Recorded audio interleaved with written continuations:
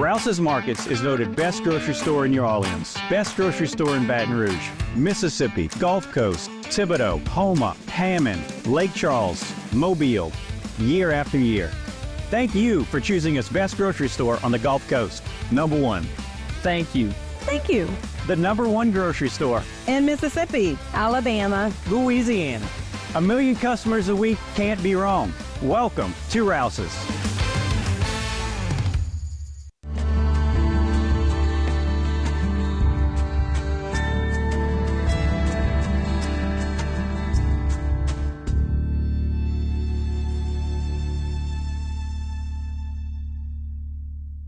And we are back. Another Good Vibes program. I'm Martin Falls, next to Debbie Cox-Denova. Debbie, how are you? I'm doing well. How are you? I love this topic today. Reading faces. Yeah. I've become pretty good at it doing, I guess, TV for 40 years. Yeah. Some other people are really good at it. Mm-hmm. Some people are oblivious to it. Yeah. But when you read a face, you can get the whole story. You really can. And we're going to talk today about the subtleties of reading faces because there is, you know, in Chinese medicine, they say, whether this is right or wrong, they say that the right side of the face is the side that you're presenting to the external world, the one that you want to present, and the left side reflects what you're actually thinking. So there are these subtleties sometimes when people are trying to present something that you can look for that are indicators that something else is going on other than what they want to present to you. So that's really important to see. And really, the reality is that we know through research that we are designed to analyze faces from the time that we're babies, right? And there are certain facial expressions that are universal across all races, genders, that we make that signify 7 different emotions that we're going to talk about. When we've touched on some of these, but we're going to kind of reiterate because it's a really important conversation. So most of this conversation comes from Joe Navarro, who is an FBI agent, who's a secret spy for the FBI. And so he kind of breaks down how to pick apart these patterns, basically. It's pattern recognition. So it's important to note that this is not, this is something that is relative. It's not absolute. So it's not like you can actually definitively say, like, this is what I'm looking at, just like we talked about lie detecting. Yeah. Real important to understand that you have to stay humble with this, but also investigate whenever there is something that looks a little bit amiss. So the way that our brain takes in information and responds to the world is in 2 separate ways, comfort and discomfort. And so as soon as you're taking in something that makes you feel comfortable, it registers on the face. And the split second you become uncomfortable, there are things that register on the face as well. So you can kind of break those apart into 2 separate things. So really, in general, when you're feeling comfortable, the face is more relaxed. Okay, so you have the signals, of course, the expressions like the smiling and the laughing that we're used to. But in general, you have a relaxation that comes over the face. Now, whenever your pupils are dilated slightly, your lips are fuller, your chin tends to protrude outward whenever you're relaxed. The moment you become uncomfortable, it tends to register in the forehead. So you have a furrowing of the forehead. Right. The eyes tend to narrow. Your lips become a little less, like they narrow as well. And what tends to happen is that you kind of tuck your chin in here. Another sign of psychological distress is that someone may actually cover their face entirely. So if you see someone covering their face, then in all likelihood, there is some psychological discomfort there to investigate. Now, Joe Navarro says that we read faces in a very specific way. We start with the hair. Even as young as children, we're always investigating. We look at the hair first, and we're looking, is it disheveled? How is it styled? Is it dry? Is it wet? You know, and so we're kind of taking these things in. The style kind of lets us know, it's an indicator or a cue to us of the type of person that we are interfacing with. How they keep their hair, whether or not, it's somebody that we respect or we don't respect, whether they're healthy or not. Okay, I start with the hair.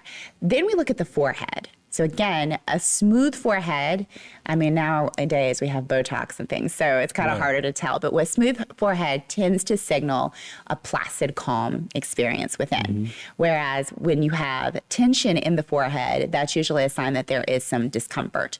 Then you get to the area called the glabella, which is right between the eyebrows, right here. Okay, so glabella? Glabella, Glabella. Glabella. Glabella.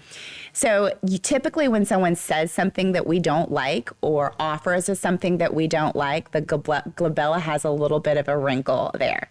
And it's usually paired with the nose, the wrinkling of the nose. We actually see this as young as 3 months old. You offer a baby something that it doesn't want to eat, he or she is going to make that face, right? The wrinkling of the nose. And so it's important to recognize that sometimes, and we're going to talk about this because there's macro expressions, and macro expressions are just those general, like, open expressions that typically indicate an authentic experience within. You have micro expressions. These are a flash. Now, these are the best indicator for how the person is really feeling, because it's a flash. It's like a split second, like half a second of an expression, then it goes away. Okay, it's involuntary. It's kind of like a leaking through of what you're actually. And then there's subtle expressions. So not so much micro, but just a little bit more muted. So the really important thing, again, because it's the most accurate indicator of what's really going on, is those micro expressions. So as we're talking about this, I want you to imagine that if you see just a real quick, right, like a little face like that, that's more important to pay attention to. Right, something's going on there, right? And then we look at the lips. Now, the lips have a lot to say about expression. You think about smiling. You think about, like, we talked about before, contempt. All of that is registering in the lip area. Even smiles are very nuanced, right? You can have the, kind of like the fake smile. Like, we'll talk about that again. You can smile when you're pissed. Yeah. Yeah. Or you could have, the interested smile when like you're like into somebody and you're smiling. You can have a curious smile. You can have a secretive smile. So there are all different types of smiles that play into this. And Joe Navarro says that one thing he has noticed is that in TV shows and movies, the good guys would cover their mouths. The good guys would cover their eyes, right? Wear masks. And the bad guys would cover their mouths. And there's something very disconcerting about covering that mouth area, because now you don't have a way to see what's going on. Think about Silence of the Lambs, right? Like how they covered his mouth. And after World War I, when a lot of men would come back from war because their faces were destroyed, they were given masks. They still had a very hard time integrating into society, because it's very disconcerting for us when we cannot see the full face and we can't read what's going on behind the mask. There's no doubt. Let's do it. We'll take a break. We'll come back. Another great topic, reading faces, right here on Good Vibes. Don't go away.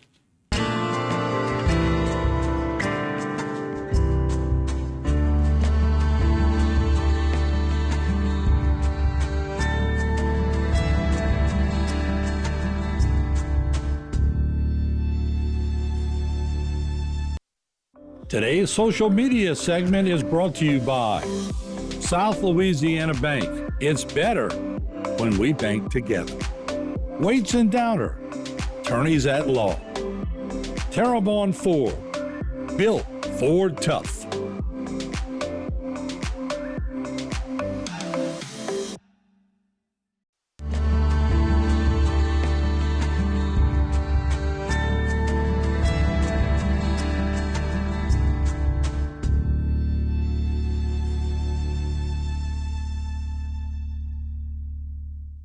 All right, we're back. Good vibes. Reading faces is the topic. And Debbie, you were talking about how the mouth tells you a lot about somebody, how the eyes.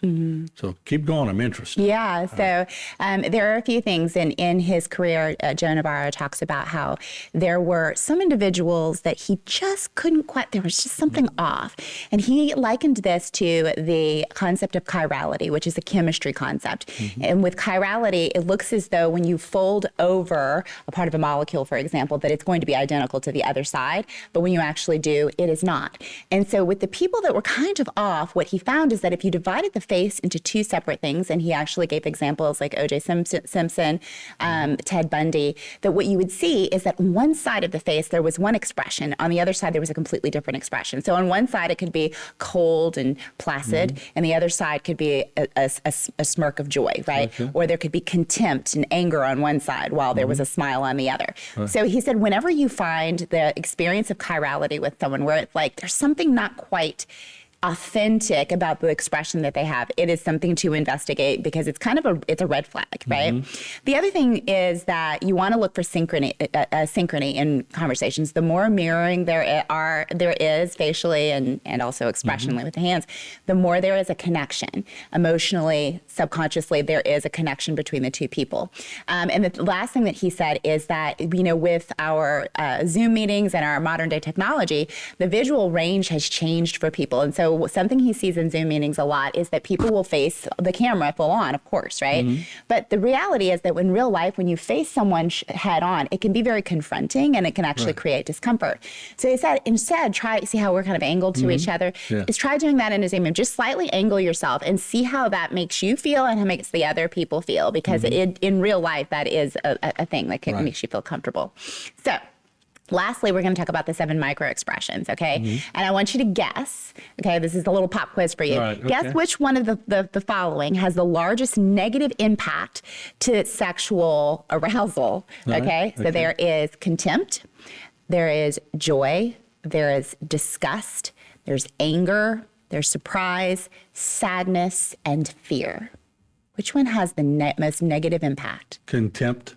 That's a good guess, because we've had relationship conversations where we say that is actually corrodes relationships, but it's actually disgust. Really? Disgust has the most. So if you're somebody who, listen, you want to you want to be sexually attractive, you want to make sure you want to stay away from the disgust. But really quickly, let's go through it. Contempt, remember that one-sided kind of one part of your mouth is going up. It signals superiority, like you're below me, right? Or it signals some sort of moral superiority or a dislike for something. And a lot of people mistake this for a smirk or a half smile, but in fact, it actually signals scorn, disdain, or disgust. So watch for that one mouth, like that one-sided mouth going up. Joy, we always talked about the Dushian smile, which is a genuine smile that goes all the way up and creates crow's feet, right? A fake smile would be just below, like it's just the bottom part, but the eyes are not involved, right? And we can actually pick up on that quite easily. So joy, we already know, it means that you're happy and all of that. Disgust. Disgust is this flash of, it's a flash of the upper whites of your teeth along with a nose crinkle. So when you see someone doing this in a micro expression, it's because they are thinking of a polite way to lie. So Martin, what do you think of the new executive at work? Oh, she's okay, right? That means that they don't want to actually say how they really feel, and you may want to give them the comfort to do so. The next one is anger. This is the eyebrows go down and actually narrow in. You have a hard focus of the eyes. There's a glare also in the eyes, and the narrowing of the lips. And this is usually detected because someone has a goal is being blocked, a standard is being violated, or they're being mistreated unfairly. This is actually a really easy one to pick up on because it signals a threat, right? So if someone's angry, we can really pick up on those cues very easily. So flashes of anger. The next one is surprise. This is the upper eyelids. We've seen this before. Eyebrows up, mouth open. Now, a good way to see if someone actually genuinely likes you or is attracted to you is that flash of like, Martin, right? So if they're doing that, that means there's a genuine kind of like, as soon as they see you, they're Martin, there's a genuine like for you, and that's that flash of surprise. Sadness, of course, is when we are disappointed or, when life has let us down in some way. And what happens is that we actually lose, there's a softening of the focus of the eyes and the lids go down here. And you also have a sort of pulling down of the corners of the lips, of course. Fear, we all know this much. Right? So what happens is that your eyebrows are raised, then they pull back. You have raised upper eyelids, and your mouth opens in case you need to scream or take in oxygen and run, right? So, right. And then, and that's it. So those are the 7. And so we want to watch for those little micro expressions. Again, it's half a second. So it's not very long, but if you're in the middle of a conversation and someone's like does a little quick and then recovers it, right? You already know that something that they're truly feeling is leaking out, and you may want to stop it, and don't say I see you're being contemptuous, right? They want to get them another glass of wine. Right, exactly. But maybe make it safe for them to actually tell the truth, because there's obviously a reason they feel they have to hide that micro expression. All right, good deal. Hey, we need to do for the next topic, consider doing something on People have been telling me all week that these hurricanes have them permanently scarred. So like post-traumatic stress syndrome based on weather. Yeah, that's great. That's a great topic. We'll do that. Something to think about. Yeah, absolutely. All right. Thank you, Debbie. Thank you. Appreciate it. All right. We're going to see you next week in another episode of Good Vibes. Wait, let me practice going to the break. Hey, yeah. All right. We'll be back.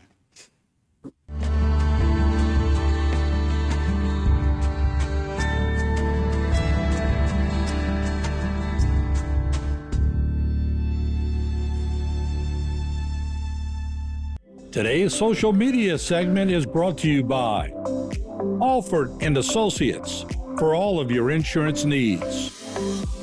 CIS, Cardiovascular Institute of the South, the highest quality cardiovascular care available. Barker Honda, the Barker family tradition of quality.